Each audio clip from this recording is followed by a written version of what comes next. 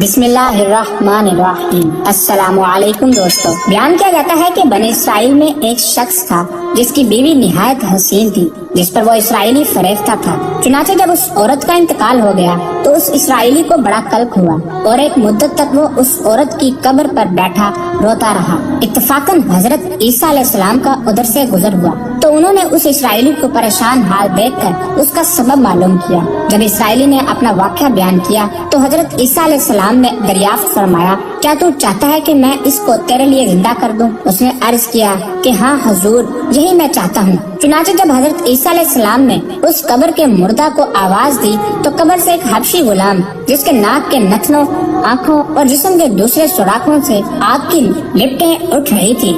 حضرت عیسیٰ علیہ السلام کو دیکھتے ہی غلام نے کلمہ پڑھا کہ لا الہ الا اللہ عیسیٰ روح اللہ۔ اسرائیلی نے یہ دیکھ کر عرض کیا، حضور مجھ سے غلطی ہو گئی، میری بیوی کی قبر تو دوسری ہے۔ یہ سن کر حضرت عیسیٰ علیہ السلام نے حبشی کو حکم دیا کہ تم اپنی قبر میں واپس ہو جاؤ۔ چنانچہ وہ مردہ ہو کر گر گیا اور اس کی قبر کو مٹی سے چھپا دیا گیا۔ پھر حضرت عیسیٰ علیہ السلام نے اس دوسری قبر کی جانب توجہ فرمائی اور حکم دیا کہ اے صاحب قبر، اللہ کے حکم سے زندہ ہو جا۔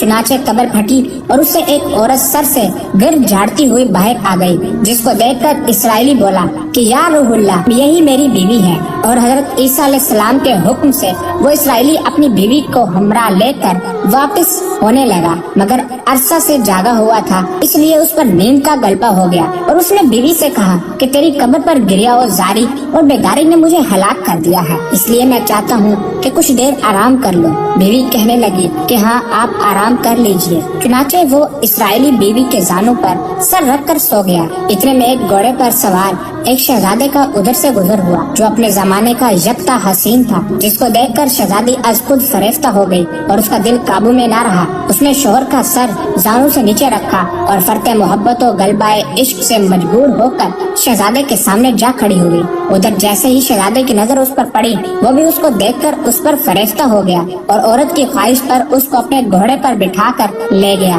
چنانچہ اس کے شوہر نے بیدار ہو کر جب اپنی بیوی کو نہ پایا تو نہایت پریشان ہوا اور اس کے ملنے کی تدبیر سوچنے لگا۔ سوچتے سوچتے آخر اس کے نشانے قدم پر چل کر اپنی بیوی کو تلاش کر لیا جو شہزادے کے پاس پہنچ چکی تھی۔ اس کو دیکھ کر اسرائیلی نے شہزادے سے عرض کیا کہ یہ میری بیوی ہے، آپ اس کو چھوڑ دیجئے۔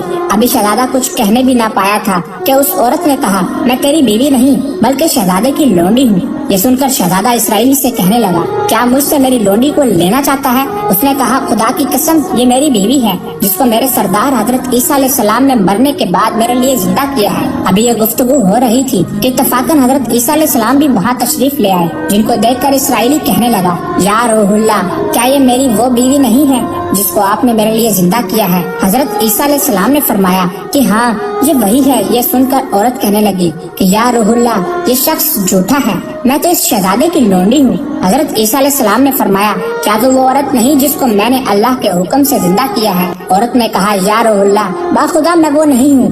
اس کے بعد حضرت عیسیٰ علیہ السلام نے فرمایا، جو جان خدا کے حکم سے میں نے تجھے دی ہے اس کو واپس کر دے۔ یہ سنتے ہی وہ عورت پھر مردہ ہو کر گر پڑی اور حضرت عیسیٰ علیہ السلام فرمانے لگے کہ جو شخص ایسے آدمی کو دیکھنا چاہے جو کافر مرا تھا اور زندہ ہو کر ایمان لایا تو وہ اس حبشی غلام کو دیکھ لے جو پھر ایمان کی حالت میں مرا ہے، اور جو کوئی ایسے شخص کو دیکھنا چاہے جو مومن مرا تھا پھر اللہ نے اس کو زندہ کیا اور وہ کافر ہو کر حالت کفر میں مر گیا تو وہ اس عورت کو دیکھ لے۔ اس واقعے کو دیکھ کر اسرائیلی نے قسم کھائی کہ اب کبھی نکاح نہ کروں گا اور میدانوں کی طرف نکل گیا جہاں اللہ تعالیٰ کی عبادت میں مصروف رہ کر اسے موت آ گئی۔ اللہ تعالیٰ اس پر رحم فرمائے۔ پیارے دوستو، اس سے ہمیں سبق ملتا ہے کہ نبی اور رسول کے اقرار اور انکار کا نتیجہ اس حکایت سے ظاہر ہوتا ہے کہ کامیابی اپنے نبی صلی اللہ علیہ وآلہ وسلم کی اطاعت و محبت سے ہی مل سکتی ہے۔ چنانچہ ہمیں بھی چاہیے کہ ہر حال میں اپنے نبی صلی اللہ علیہ وآلہ وسلم کی اطاعت کو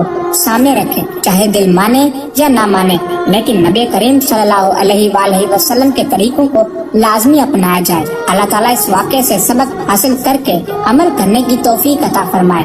آمین یا رب العالمین۔ والسلام، اللہ نگہبان۔